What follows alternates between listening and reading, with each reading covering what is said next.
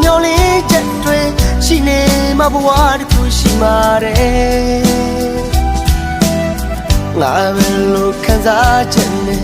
ရက်တီမလဲမင်းလေးပြောခဲ့လူဆိုတာကံကြောင်းတရားရဲ့သူ့အလိုတိုင်းလိုက်ကြရတာတဲ့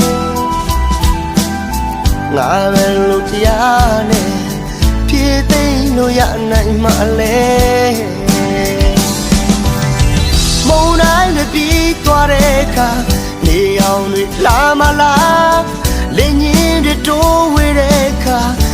မင်းသက်ရှူတဲ့လေးများကိုနာကိုရောက်လာမလားမမျောလင်းတော့ဘူးကွာကြေကလေးသွားတော့ချကပါ